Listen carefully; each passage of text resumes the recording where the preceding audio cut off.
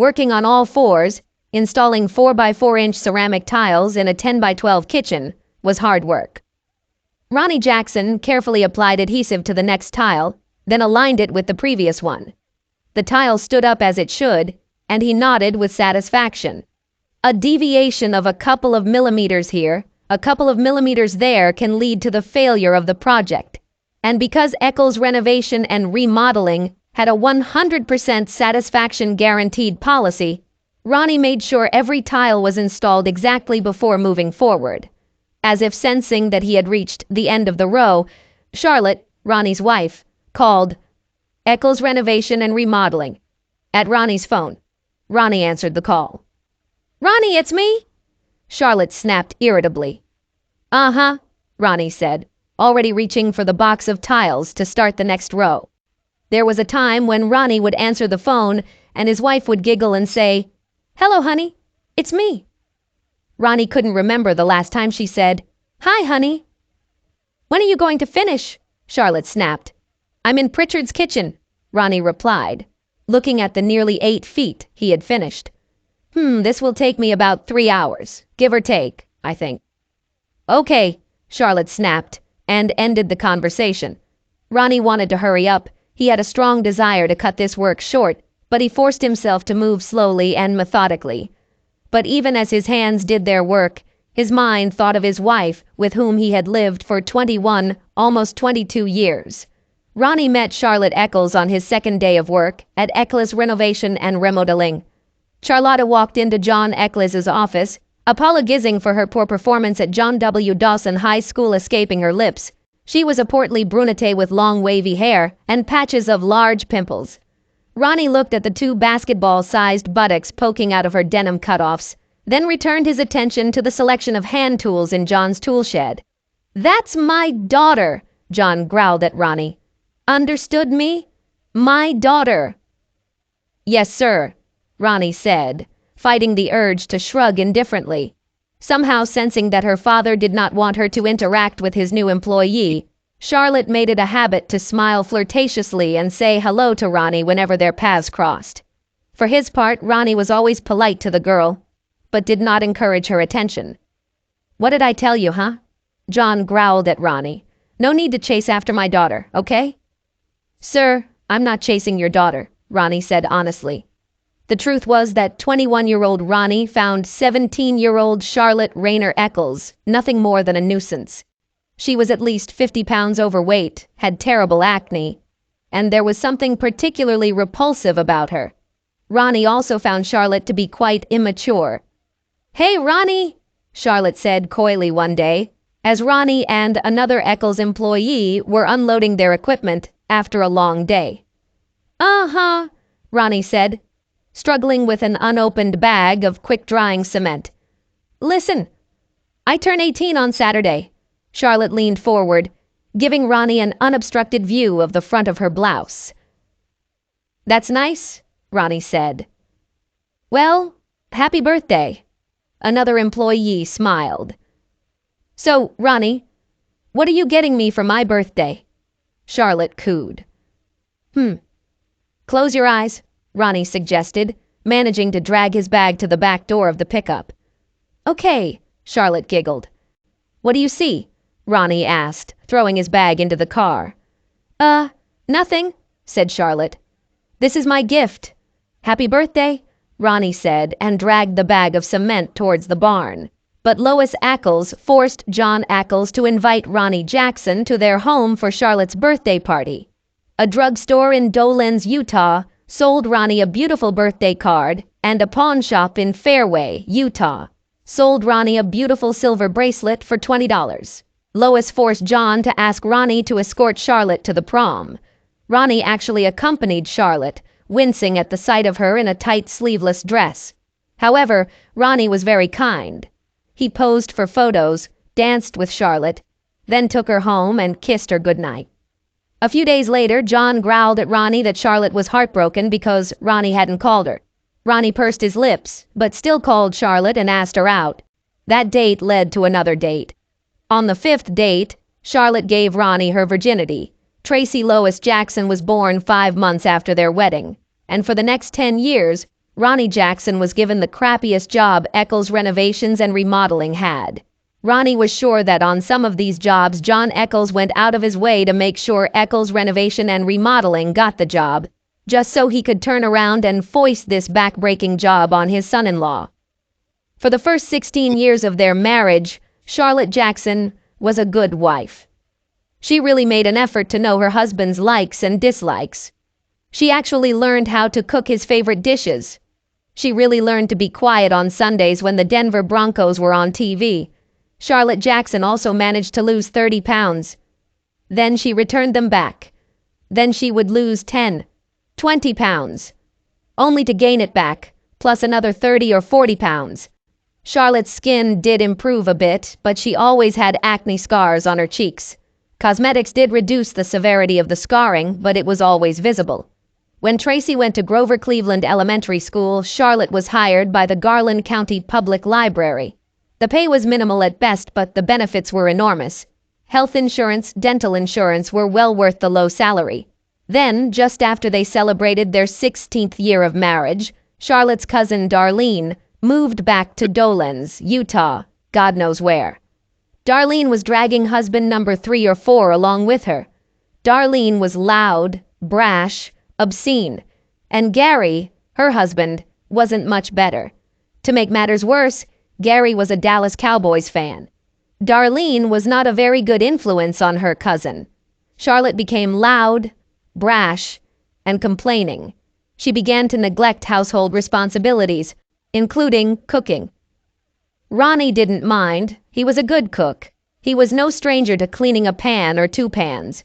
But the occasional slack suddenly became almost every evening when Charlotte, Darlene, and Gary found something to do outside the Jackson house.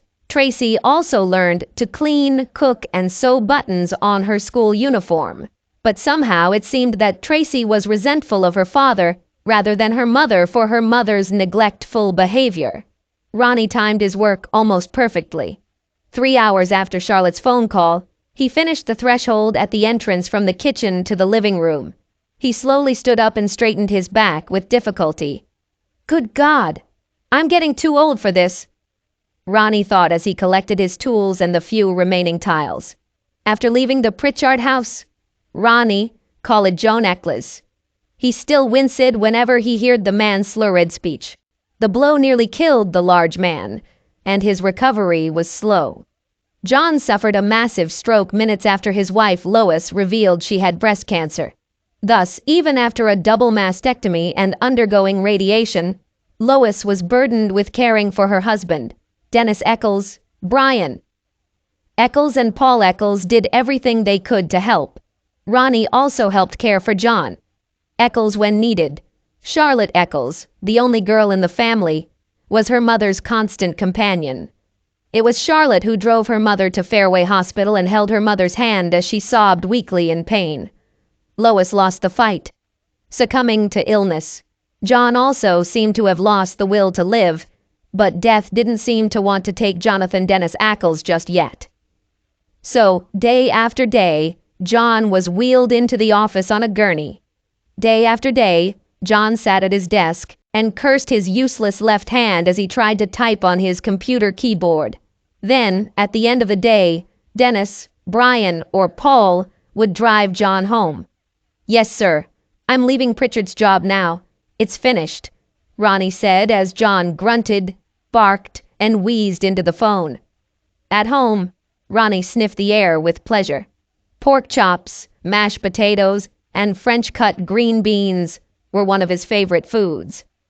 After John's debilitating stroke, Charlotte switched the Jackson family to a heart-healthy diet. The diet helped Charlotte lose 40 pounds, but she was still quite overweight. Ronnie accused Tracy of leaving home and going to Brigham Young University just to avoid the tasteless food Charlotte fed them. And Tracy did not deny this fact. Ronnie leaned over to kiss his wife as she busied herself at the stove. She waved him off and pinched her nostrils. Throwing his clothes into the hamper, Ronnie washed the sweat from his stiff, aching body. This work was grueling enough when he was a young man of 21. Now, at 43 years old, this was at the limit of his capabilities, and certainly did not add to his health. But Dennis, Brian, and Paul were not going to pay attention to this. And with the mounting medical bills associated with John Eccles's rehabilitation, Dennis, Brian, and Paul said there was no money in the budget to hire anyone to help. Drying himself with a towel, Ronnie ignored the handsome, muscular man in the foggy mirror. Ronnie was wearing a t-shirt and shorts. He then came downstairs just as Charlotte was placing his plate in front of his chair. "And for dessert, there's hot apple pie," Charlotte announced, placing a frosted mug and a can of beer in front of him. "Oh my God," Ronnie said, even as a lump of bile formed in his stomach. Ronnie remembered the last time Charlotte poured him a glass of frosted beer.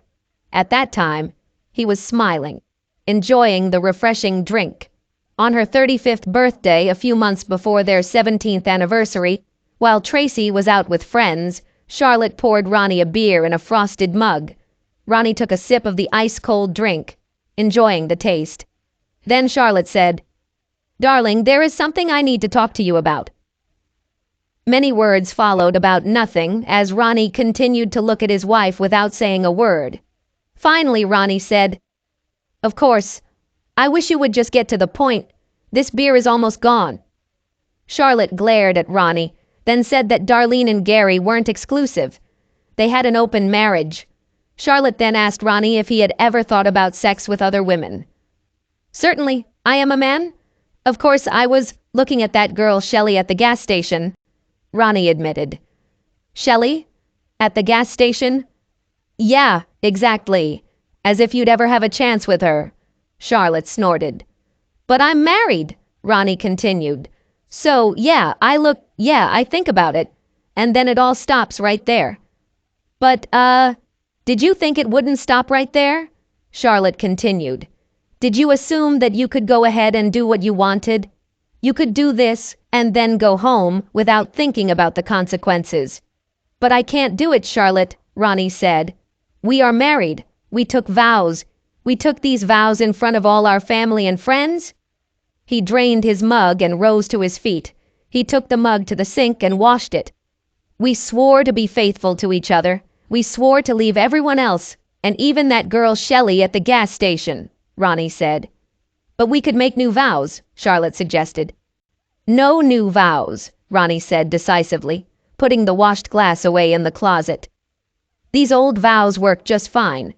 Both Darlene and Gary may be in an open marriage, but we are not. We are not and never will be in an open marriage." "But," said Charlotte. "No buts."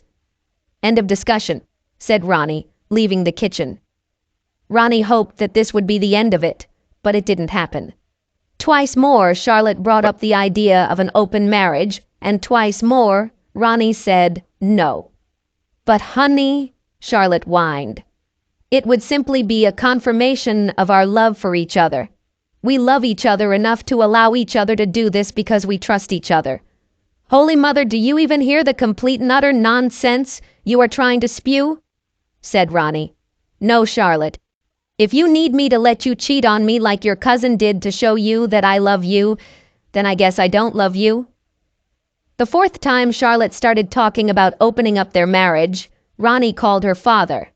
Charlotte sat watching as the cell phone rang. "Hello, John. How are you?" said Ronnie.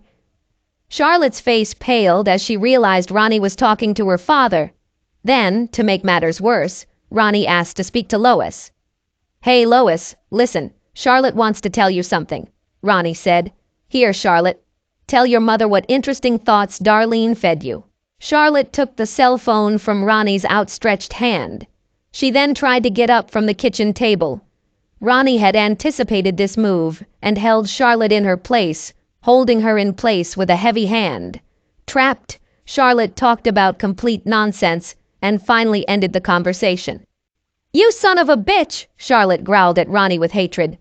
"Listen, Charlotte, and listen carefully," Ronnie hissed. "Bring up this nonsense about open marriage one more time, and you'll have no marriage to open. We will just get divorced."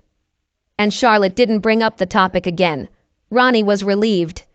And his persistence also seemed to cool Darlene and Gary's attempts to communicate with Ronnie. The toxic twins, as Ronnie dubbed them, stopped appearing in the house as often. Now, 5 years later, Ronnie watched his wife pour him a glass of beer. He watched as the foam almost reached the top of the mug. Charlotte wasn't very good at pouring beer. "You know I turn 40 next Tuesday," Charlotte began as Ronnie chewed his first bite of pork chop. "Yes," Ronnie said, swallowing. "And I was a virgin when we met," Charlotte continued. "I'm not sure how those two facts fit together, but okay." "You're turning 40 and you were a virgin," Ronnie said, taking a second bite of his pork chop. "I mean, 40. "The big four," said Charlotte. "And during all this time—" "What?" "I only had one man. Luckily for you, that man was me." Ronnie said, "Did you use bacon and green beans?" "But you had what? At least 10 women?" asked Charlotte. "I mean, is that fair?" "Life isn't always fair," Ronnie said, sipping his beer. "So, I was thinking, since my birthday is coming up, I mean, big 4, and after taking care of you and Tracy and my mom and dad all this time, I deserve to, let my hair down a little. Take a walk. So Darlene and I are going to Las Vegas next week. She got them a great deal for a week at one of the casinos," Charlene said. Ronnie continued to eat. He swallowed his bite, then washed it down with another sip of beer. "And while we're there, we could, meet a couple of guys," Charlotte insisted. "I mean, not necessarily for sex, but just for a date. Just for a date. Just let me experience what another man is like. Make me appreciate what I have at home even more. You know?" The sauce is almost perfect," Ronnie said. "So what do you think?" asked Charlotte. "I told you the sauce is almost perfect," Ronnie said. "No, Ronnie, this is for me. I want to spread my wings, gain experience," Charlotte snapped. "You mean cheat on me?" Ronnie asked. "Listen, I've already decided everything," Charlotte snapped. "So, you can either let me do this or get a divorce." "Okay, I'll file for divorce," Ronnie agreed. "Do you have any ice cream to go with this pie?" "Wait, what?" "Ronnie, you know how expensive divorce is, you can't even talk about it," Charlotte gasped, stunned. "What is there to talk about?" "You just sitting right there told me that you had already decided everything. You and your shabby cousin are going to Vegas.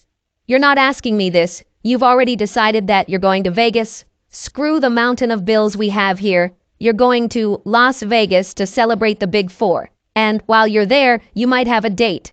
Even if you are a married woman, you can have a date. Then you're telling me I can either go along with this plan of yours or get a divorce," Ronnie said, pushing his empty plate away. "This pie? Does it come with any ice cream?" "But it's only for 1 week," said Charlotte. 1 week, 1 day, 1 minute, it doesn't matter, Charlotte," Ronnie said, cutting himself a piece of pie. "Cheating is cheating, and I refuse to be married to a cheater. So no fucking ice cream." You can take Darlene," Charlotte suggested. "Oh God, no!" Ronnie laughed. "Dear God.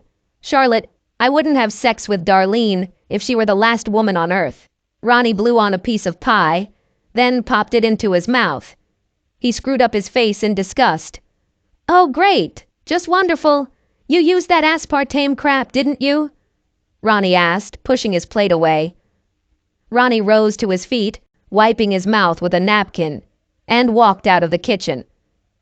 "Don't worry. Tomorrow I'll meet with a lawyer and start this divorce," Ronnie said, heading up the stairs. Pritchard's work was completed, and Dennis had no plans to do anything else until he received permission to begin rebuilding the federal savings and loan. "But Ronnie," Charlotte exclaimed, "you don't even listen to me." "Of course," Ronnie shouted, walking down the stairs. "You didn't listen to me. I told you what will happen if you bring this up again. We'll get divorced." "Well, you brought it up again, so we're getting a divorce." In the third bedroom, which they designated as a home office, Ronnie turned on the computer. It was 7 years old, outdated, but still working and connected to the internet. Having typed a query into a search engine, Ronnie began searching for lawyers. He saw that Penny Barnes had an online form and he filled it out. A moment later, a call alerted him that he had an appointment with Penny Barnes at 10 the next morning. After tidying up the kitchen, Charlotte went up the stairs. She undressed and climbed into bed naked. Ronnie was almost surprised when Charlotte pressed her flabby body against him. "No, thanks," Ronnie said and rolled away from Charlotte. "Good night." Ronnie woke up at the usual time, 5:30 in the morning. He didn't have to go to work, but he still woke up at his usual time. He quickly slipped out of bed and quickly closed their bedroom door. He went downstairs and made coffee, then used his cell phone to check his email. Penny Barnes' office sent him an email outlining what he needed to bring to the meeting. At 7 o'clock, Ronnie was arguing with himself about whether to drink a second cup of coffee. He heard Charlotte stomping around upstairs and decided to do nothing for her. If she wanted a cup, she could make her own coffee. No, I told him, give it to me or... Charlotte was talking on her cell phone as she walked down the stairs. She screamed when she saw Ronnie sitting at the table, calmly reading the news on his cell phone. She interrupted the phone conversation and put the cell phone in her robe pocket.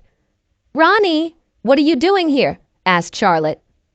"I told you, Dennis hasn't gotten permission to start rebuilding the federal savings and loan yet, so I have nothing to do today." Ronnie shrugged. "Right now? The grass is too wet to cut, so I read today's news. Did you know that Burns & Burns is thinking about opening a second store? This one will be right there in Pulaski." "You could have left me some coffee," Charlotte snapped. "Ask Darlene to make you something," Ronnie said, putting his cup in the sink. Penny Barnes was an attractive brunette. Ronnie suspected that her glasses were only on to make her look smarter and more serious.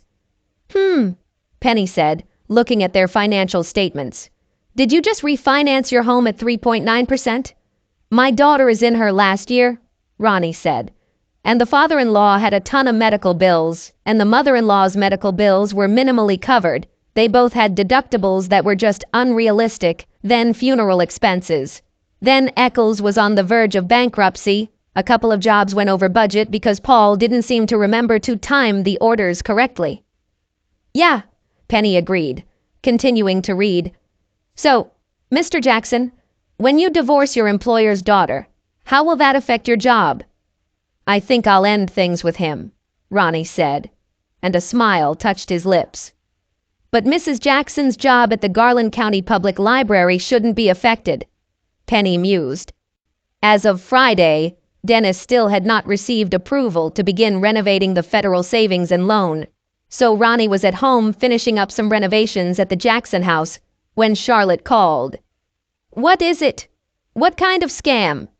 Charlotte screamed as Ronnie answered. "Oh, good! You have documents," Ronnie said. "So, what's wrong with the bathroom on the first floor? You said something needs to be fixed, but I'll be damned if I can tell you what's wrong." "The lock is jamming," said Charlotte. "You and me? We'll have to talk when I get home, you hear?" "No, we've already talked. Talking doesn't seem to do any good as long as you want to listen to Darlene and not your husband." "So no, the time for talking is over," Ronnie said. "Yes, I see what the matter is, okay? I understand. Bye." "But I don't want a divorce," Charlotte whined. "And I don't want to be married to a brainless cheater," Ronnie said. "Anything else?" "No." "Goodbye then." Ronnie ignored Charlotte's next call. When John's phone number came up, Ronnie put down the screwdriver and picked up the phone. "Hello?" said Ronnie. John barked, grunted, and moped. Ronnie was truly amazed at how many swear words he could understand when his father-in-law demanded to know what was going on between Ronnie and Charlotte. "Quite simple, actually, sir," Ronnie said. "Darlene and her husband seemed to have an open marriage, and they convinced Charlotte that she should have an open marriage too. You know, where they can run around and have sex with whoever they want and somehow still stay married. Well, I told Charlotte that I had no desire to have an open marriage." John grunted, squeaked, and mumbled his way through another outburst of anger. Ronnie shook his head as if John could see the gesture. "Well, last night your daughter said I could either go along with it or get a divorce." "So I'm getting a divorce," Ronnie said. John tried to argue with Ronnie again. The man even resorted to emotional blackmail. "Well, sir, I appreciate it, I really do," Ronnie lied. "But you have 3 sons and a daughter. You really should leave this matter to them, sir, and not to me." Plus, why the hell would I want a company that has been in the red for the last 3 years? Ronnie said to himself. Charlotte brought reinforcements with her when she returned home. Ronnie saw this coming and sat quietly while Darlene and Gary made their point. So you see, Ronnie, since our marriage is not threatened by other men, Gary said with a smug look on his face, Darlene is free to have friendships outside of marriage. Hey, I mean, as long as I know she'll come home to me, you know? And of course, I share all my experience with him, Darlene said. There are no secrets between us. It really opened our hearts, our lives to each other. Oh, well, that certainly clears things up, Ronnie said, and Charlotte, Darlene, and Gary smiled. No, Ronnie said, and got up from the couch. But hey, Charlotte, after we get divorced, you can open your heart, your life, and the doors to your inner world to anyone you want. Oh, what do I see? Gary grinned. So just because you feel inadequate, Charlotte should close the door on her own capabilities and needs. Ronnie flashed a smile that showed all his teeth. He walked to the living room door and turned toward the stairs. If you need to think that way to feel better, by all means, keep thinking that way, Ronnie said and left the room. Again that night, Charlotte tried to initiate sex. Sleep, Charlotte. Tomorrow is a busy day for you, isn't it? Ronnie grinned. As usual, Ronnie woke up at 5:30 and got out of bed. He no longer bothered to close their bedroom door, not caring whether his early rise would wake his wife or not. Going downstairs, he made himself some coffee, and he sat sipping coffee and reading the news on his phone. The national news made him snort in disgust.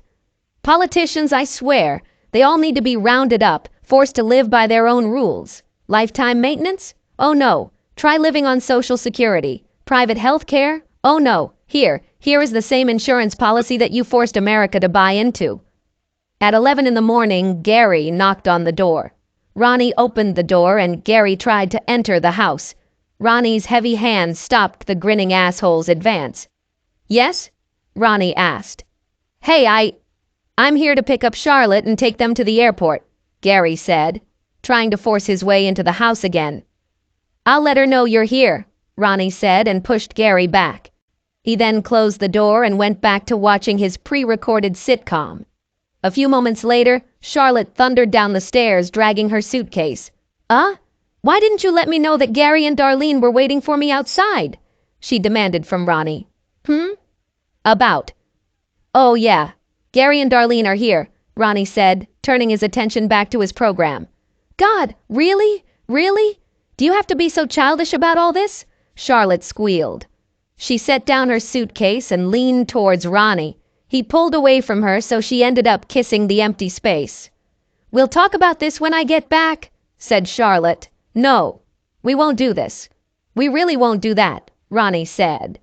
After his sitcom and a hearty meal, Ronnie completed the last of his chores by painting the front door of the house. He chose pale yellow, and the color contrasted nicely with the red brick facade of the house. He grinned when their cat Samson meowed in annoyance from the garage. The animal had food, water, and a clean litter tray in the garage. He had nothing to ask for. As soon as the door is dry, buddy, I'll let you out of there, Ronnie promised the beast. Back upstairs, Ronnie logged in and canceled their joint credit cards. He didn't know about any credit cards his wife had in her name and had no desire to look. But he had no intention of funding his wife's infidelity or her cousin's extravagance. He logged into Charlotte's personal bank account and withdrew half of the balance. He also went into their joint account, of which he was the only contributor, and withdrew half. The bank's website helped him open a new account, in his name only, and he transferred the money withdrawn from other accounts to his new account. Again, online accounts made it easy to remove his name from utilities and cable TV. He shrugged when the Garland County Power and Light Company sent him an email informing him that his cancellation order would not take effect until the end of the billing cycle. I don't care, Ronnie said to the computer screen. Let's go to Sloan's Pizza, Ronnie said to himself as his stomach growled. Of course, since Charlotte wouldn't let me eat there, hell, I guess I'll probably drop dead of a heart attack right there. Let's check. Ronnie ordered pizza and a glass of draft beer. He actually flirted with the waitress, even though the girl was almost 75 pounds overweight. The young woman smiled and tapped his wedding ring with her 3-inch fingernail. Ronnie looked at the ring and his good mood evaporated. He thanked the fat woman and left her a $5 tip. In his truck, Ronnie tugged at the ring for a long time and sighed with relief when it finally came off. He tossed it into the cup holder on the console and looked at his hand. "I'll love you forever, right, Charlotte?" Ronnie asked out loud. "Well, I guess forever ended this morning." His truck made a soft, squeaking sound, and Ronnie saw that his gas tank was almost empty. He stopped at a gas station and stuck a gun in the tank. He was about to fill up with $10, but then he decided to fill the tank full. He pressed the right buttons and waited. Damn! 22 gallons takes a while, huh? Ronnie asked the pump, which kept gurgling and gurgling. He went to a nearby convenience store and found Budweiser beer. As Ronnie walked past another row of refrigerators, he saw containers of ice cream. He grabbed a pint of strawberry ice cream and carried both to the counter. Shelley no longer worked at the gas station. She got married, breaking Ronnie's heart and the hearts of many other men who stopped at that particular gas station just because of the blonde beauty standing behind the counter. But Shannon Carlyle, the short brunette who now worked there, was almost as pretty as Shelley. Ronnie smiled as Shannon jumped onto the milk crate she had placed in front of the cash register. One day, he asked her how tall she was, and Shannon looked at him intently. "I'm 4 feet 8 inches tall," snapped the 19-year-old girl. "How short are you?" About 7 inches, Ronnie jokes. Her brown eyes opened wide. Then the girl laughed, a deep, lively laugh that made her pretty face light up. And from that day forward, Shannon called Ronnie Shorty. Has your wife left town, Shorty?" Shannon concluded, looking at the purchase. "My wife left completely." "Period," Ronnie said. Shannon's dark brown eyes flickered to Ronnie's left hand. Her eyes flickered up and met Ronnie's. She studied his face for a few moments. "So, baby, where are you taking me on our first date?" she asked brazenly, combing her thick brown hair back with her hand. "Shannon, as pretty as you are, what on earth do you want with an old fart like me?" Ronnie asked. That's about 7 inches, Shannon said and put Ronnie's purchases in the bag. Charlotte's 40th birthday was Tuesday. On Wednesday, Tracy, Ronnie and Charlotte's daughter, called Ronnie on his cell phone. "Eckley's renovation and remodeling," Ronnie says. Ronnie answered. "Dad, it was Mom's birthday yesterday," Tracy said. And? Ronnie asked, scratching his 3-day stubble. "Why didn't you call her?" Tracy squealed. "I didn't want this," Ronnie said. "I didn't want to—" "Dad, why?" Tracy hissed. I guess you'll find out soon enough," Ronnie said. "Your mother has decided that since she is now 40, she should go out and have sex with other men." "And what?" Tracy asked. "And what? Jesus Christ, what do they teach you in this school?" Ronnie asked. "She is married, and married women don't have sex with men they're not married to." "Oh my God, this is so old-fashioned," Tracy chuckled. "Goodbye, Tracy," Ronnie said, ending the conversation. 10 minutes later, his cell phone rang again. Even though he saw that it was Charlotte's cell phone, Ronnie answered the call. "Eckley's renovation and remodeling," Ronnie says. He said automatically. "Hi, Ronnie," Charlotte said in a firm voice. "Hello? How do you like being a 40-year-old slut?" Ronnie asked. "It's not funny, Ronnie," Charlotte snapped. "Well, I don't think it's funny either," Ronnie agreed. "Oh, and thank you so much for canceling the credit cards," Charlotte continued. "You're welcome," said Ronnie. "Anything else?" "My birthday was yesterday, Ronnie," said Charlotte. "Why didn't you call?" "I didn't want this. But hey, maybe whoever you're having fun with will want to wish you a happy birthday, huh?" Ronnie asked. "Oh my God, grow up, Ronnie," Charlotte snapped. "Already, Charlotte. What about adults? They fulfill their obligations. They respect their vows," Ronnie said. "So, Melissa Calick?" Who? Asked Charlotte. Melissa Calick. Her name used to be Melissa Strombe. Do you remember her? The pretty little blonde who went to school with Tracy? She married Lucy Calick, the bank manager? Be that as it may, she now works at Gold Standard Real Estate. And I've got this cute little redhead. Dear God. She's as cute as a pin, I tell you. But anyway, the good news is that she thinks she can find us a buyer for our house real quick, Ronnie said. Buyer? Ronnie, we are not selling the house, Charlotte shouted into the phone. Oh, do you really think you can afford to ransom me? Remember, we need to pay off the second mortgage, and that's what Melissa told me. She can find us a buyer, but we'll probably have to bring cash to the table to pay off that mortgage, Ronnie said. We're not selling the house, Charlotte shouted again. And I put all your furniture in that EZ warehouse on Independence Road right next to Chevrolet Place, Ronnie continued. Block number 212. Your father has the key. Oh God, Darlene, I need to go home, Ronnie heard Charlotte moan. But your father couldn't pick up Samson? So I took him to Dennis, Ronnie continued. Dennis? Ronnie, my God, Dennis has those Dobermans? Charlotte screamed in horror. Oh, damn. That's right. I didn't think about that. Ronnie grinned. No wonder he said he would be happy to adopt this cat.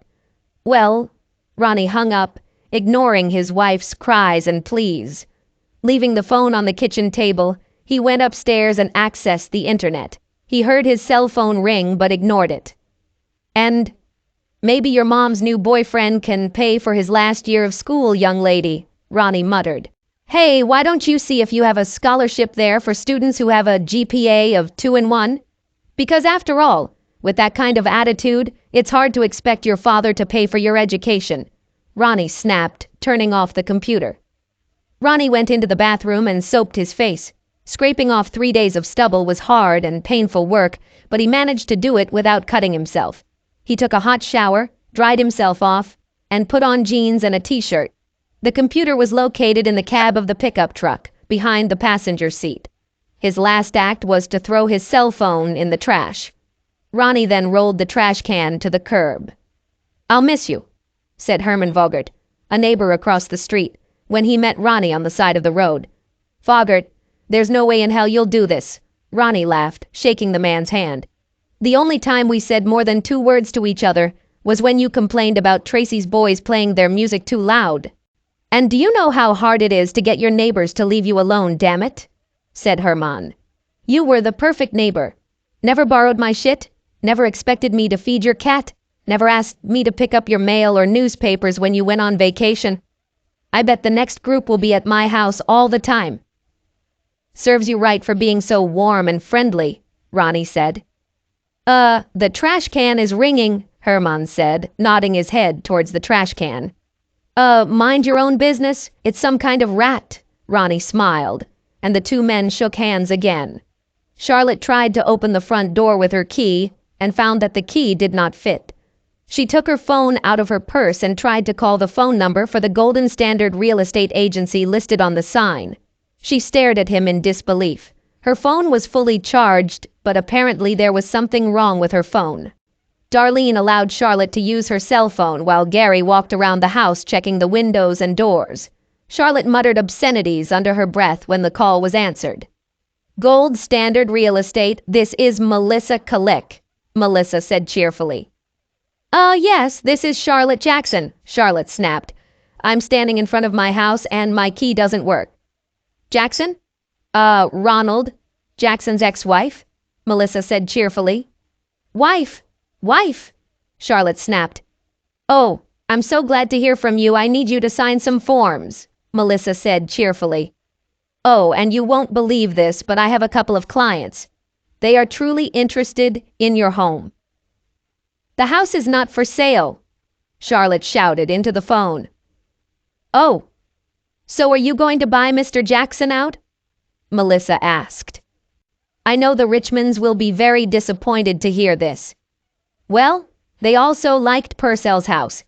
Gary returned and reported that the house was tightly sealed. Charlotte again told Melissa that the house was not for sale. She then dialed Ronnie's cell phone number. You son of a bitch, Charlotte growled as Ronnie's voice announced that she had called Eccles Renovations and Remodeling. Come on! Is there somewhere we can drop you off? Asked Gary, who was already bored with this drama. My cat, Charlotte remembered, squeezing herself into the car again. Yay, Dennis answered. Dennis, it's me. Ronnie said he gave Samson to you. Asked Charlotte. What? You are crazy? With papier, olive oil, and Bluetooth here? They would tear that useless cat to pieces. Dennis snapped angrily. No, Dad has it. And you need to get him quickly. Dad's physical therapist is allergic to cats. Oh, thank God, Charlotte sighed. And, thank you very much, Dennis continued, for the disappearance of Ronnie. Now we are almost out of business. I got approved for federal savings and loans, but then I had to turn around and let Framonte take it because none of us know how to lay ceramic tile. Uh-huh, said Charlotte, and interrupted the conversation. Hey, how many people are you going to call? Darlene snapped as Charlotte began dialing her father's phone number. What? You have unlimited, right? Asked Charlotte. Oh, no, that's not true, Darlene said. I have 1,000 minutes a month, and I know that Mr. Genius over there spent them all on his fantastic football nonsense. Last call, Charlotte promised. John ranted, raved, and hurled obscenities at his daughter.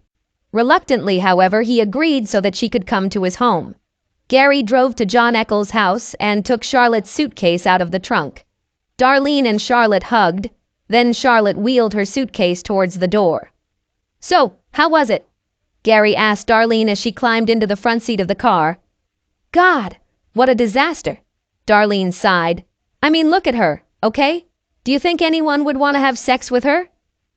Not when you're sitting next to her, Gary agreed as they watched Charlotte enter her father's house. But did you receive any money from her? Almost, Darlene sighed as Gary backed out of the long driveway. Ronnie? God, I hate this hole in my ass. Can you hear me? He canceled all her credit cards and she had to use her debit card. But there are ATMs everywhere, Gary reminded her. Crap. Got about $10? We need gasoline. Yeah, there are ATMs everywhere and she's on the internet. You can do that when your thick-headed hubby isn't wasting your minutes on fantasy football, Darlene snapped. Yes, here's 20. Yeah, that means she went online. What does this have to do with ATMs? Gary asked as he pulled into the gas station. She saw that Ronnie took half of her bill, Darlene said. Just get 10, okay? We still need to pay the electricity bill, unless you've already paid for it. Gary nodded and walked into the attached convenience store. Darlene watched as Gary turned to the beer cooler and quickly bleated into the car horn. Gary frowned at her through the plate glass of the store window, but turned back to the counter. I was just going to buy 1 can, Gary lied as he returned to the car. Yeah, 1, Darlene snapped. When was the last time you received 1 can? Oh, hey, does that little midget work here now? Where does she have such big breasts? Asked Gary. She has small breasts. They just look bigger because she's so small, Darlene said. Come on, gas up, okay? While Darlene and Gary bickered, Charlotte listened to her father's angry lecture. Since his stroke, John has used quite a lot of vulgarities in his conversation, and he didn't seem to mind using hateful, hurtful words to describe the people around him. I mean, seriously? When have you looked at yourself in the mirror lately? Asked John. Fat pig, and that face. Apparently it caught fire and they put it out with an ice pick. Dad? Charlotte gasped, truly hurt by his words. So, you're turning 40. Big deal, women turn 40 every damn day, John growled. But not every one of them turns into a stupid traitor just because she is 40. He pointed to the legal documents on the coffee table. Samson chose this moment to enter the living room. You need to hire a lawyer, and I need to clean that damn cat litter box, John snapped. Jesus Christ, I don't know what the hell that animal eats, but damn, it fucking stinks. John turned sharply and pushed away. The left corner of his mouth was slightly open, and he was drooling. You're in your old room, John snapped. Damn it, I hope it was worth it. Can you hear? I hope damn it was worth it. 40 fucking years and still a damn fool. That night, lying in her old bed and looking at the wallpaper she and her mother had chosen when she was 8, Charlotte sighed. Samson didn't move when Charlotte turned off the light and stared at the dark ceiling. The week marking her 40th birthday started off so promisingly. The plane ride was smooth and easy. Charlotte looked out the window as the glittering city of Las Vegas appeared below them. Excited, Charlotte and Darlene checked into their hotel room. They then rushed downstairs and spent a few dollars at the roulette table before deciding to have dinner. Charlotte was insulted when a handsome waiter told her that her credit card had been declined. The second credit card was also declined, and the manager brought the third card to the table with a hard look on his face. Charlotte took out her debit card and prayed that it would work. Luckily, this happened, and the manager brought her the card and her receipts. Returning to the room, Charlotte checked her bank account and found that it had been reduced by 50%. Both Charlotte and Darlene cursed Ronnie Jackson. They both agreed that this man had gone too far, really too far. "Come on, girl," Darlene encouraged. "We're in Vegas. Vegas. We can't let this hole in our ass ruin our good time, right?" But watching Darlene lose $300 at the blackjack table dampened the evening's celebratory mood a little. It was Charlotte's $300. Charlotte actually managed to pick up a handsome young man at a bar. 25-year-old David Daltrey went with Charlotte to her room. 4 minutes is all that happened. Charlotte then saw David trying to steal her wallet from her purse. Darlene complained that she was limited to $100 a day. Lady Luck and Darlene did not meet during this trip to Vegas. The $100 seemed to disappear from Darlene's hand the moment she left their hotel room. On Tuesday evening, the night of her birthday, Charlotte tried again to pick up a handsome young man. The young man grinned, then leaned closer. Charlotte leaned closer, giggling in anticipation. "Lady, if I wanted sex with some 300-pound woman, I'd be home with my wife," he said. "But, I heard that there is a convention of the blind 2 hotels away from here. Why don't you try your luck there, you fat ass?" Suffering from the hurtful rejection, Charlotte took the elevator to their room. She groaned when she saw the "Do Not Disturb" sign around the doorknob. Charlotte then went down to the coffee shop in the lobby and drank a cup of coffee for a couple of hours. Finally, Charlotte sent Darlene a message telling her she was coming back to the room. Returning to her room, Charlotte was relieved to see that the sign was gone and entered the room. After a hot shower, pulling sexy lingerie over her plump body, Charlotte lay in a large, comfortable hotel bed, staring at the ceiling. Then she realized that Ronnie hadn't called. Her husband didn't call to wish her a happy birthday. Tracy didn't call either, but the girl sent her a text message wishing her a happy birthday. A check of her cell phone actually made it clear to Charlotte that her husband hadn't even both agreed to send her a text message. However, Charlotte smiled in response to Dennis, Brian, and Paul's birthday wishes. And in the morning, Darlene complained bitterly about the budget Charlotte had limited them to. Darlene even indicated that she was the one who paid for the flight and hotel room. By Saturday morning, Charlotte was seriously considering telling her cousin that it was all over between them. Blood relatives or not, Charlotte had more than enough of Darlene's constant complaints.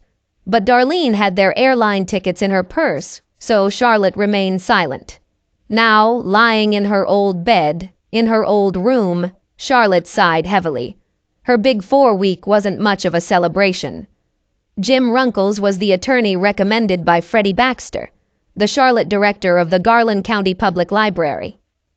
The man looked through the papers from Penny Barnes' office, then looked at his client. "And?" It sounded very harsh and dry. "He gets half, you get half. The house must be sold and any profits must be divided in half. Any expenses should also be divided in half. He's not asking for child support, even though he's essentially unemployed right now," Jim said. "But I don't want a divorce," Charlotte whined. "I don't want to lose my home. I don't want—" "Mrs. Jackson, it really doesn't matter," Jim sighed. "This is the terrible truth. 1 person out of 2 says he wants a divorce. Well, guess what? They may get divorced." "Consultation?" asked Charlotte. "Okay, we can request a consultation," Jim said, and Charlotte smiled. "I'll call Penny's office." Charlotte listened to what Jim was saying. She studied the titles of the books in his bookcase, as there seemed to be little more than uh-huh and from Jim. "Okay, Mrs. Jackson, here's the problem," Jim said, placing his cell phone on the table. "I'm paying you so there won't be any problems," Charlotte said, clutching her purse tightly. "Miss Barnes has no idea where her client is. Your husband came, paid her fee, and left," Jim said. "All she has is an email address for him. Does she need it? This is the only way she can contact him. And no, she won't give us an email address, attorney-client privilege." "Oh," Charlotte whispered, sinking into a chair.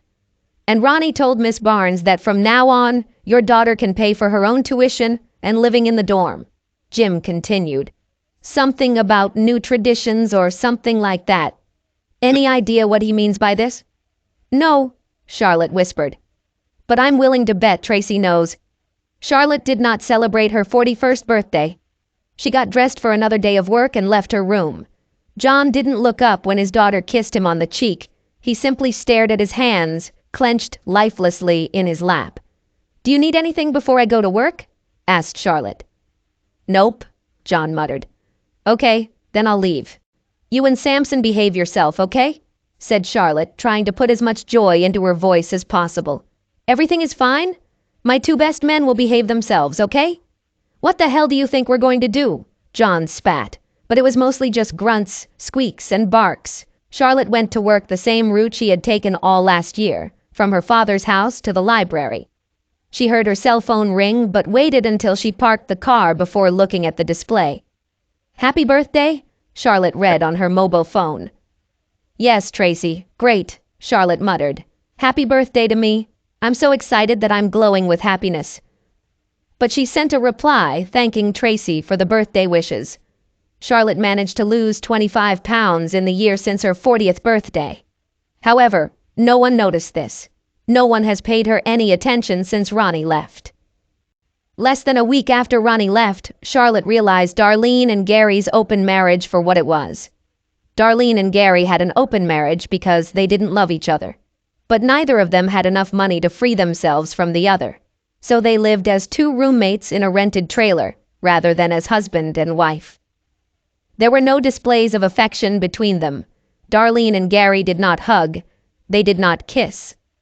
Charlotte remembered Ronnie hugging her and kissing her the night she made him pork chops, mashed potatoes, gravy, and green beans and bacon. Ronnie coming up to her wanting a hug and a kiss.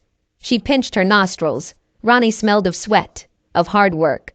After her announcement that she was going to celebrate her 40th birthday in Las Vegas without him, Ronnie did not hug or kiss her again.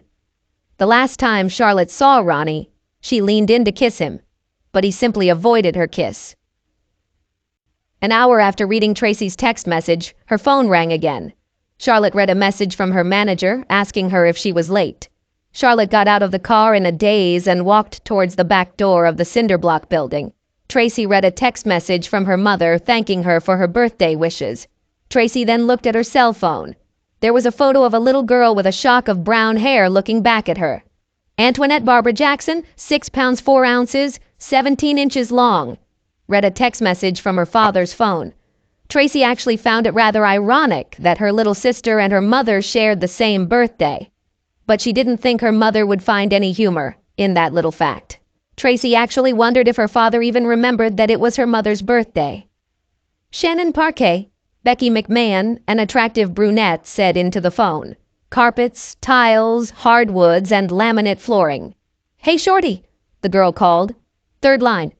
"Excuse me," Ronnie Jackson said to a young couple who were trying to decide what color hardwood floors they would like for their home. Ronnie waved to Bobby East to help the young couple while he answered the phone. The young man nodded in agreement and approached the couple.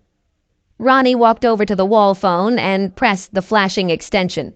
His gaze swept across the trading floor as he raised the phone to his ear. Ronnie was hoping to hear back from Samuel D., who was trying to get an exclusive contract to produce all the flooring for the developer's future projects. "Shorty is listening," Ronnie said into the phone. "Well, you know what, Mr. Shorty?" His wife's voice was heard on the phone. "Looks like you and your 7 inches have put another one inside me." "Shannon," Are you serious? Ronnie asked, his mouth open in shock. I mean, really? Tony isn't even out of diapers yet, and I'm about to get another one? Shannon giggled happily into the phone. Where are you? Ronnie asked. I'm just leaving Dr. Pruitt's office, Shannon said. Well, you need to get that gorgeous ass of yours over here right now, Ronnie said. We're going to Stone Grill to celebrate. I think all this attention on my ass is why we got into this mess in the first place. Shannon giggled as she pushed Tony's stroller out of the Alliance Square Medical Center and into the brutal Texas sun. The 4'8" woman brushes her long hair out of her eyes, looking around. Always the shortest kid on the block, she learned to look around first before she walked. She looked at the scorching sun and smiled. When Ronnie stopped by the gas station to say goodbye to Shannon Carlisle and said he was leaving, she asked him where he was going. Ronnie looked at her for a long moment. Then he shrugged. Why do you want to know this? He asked.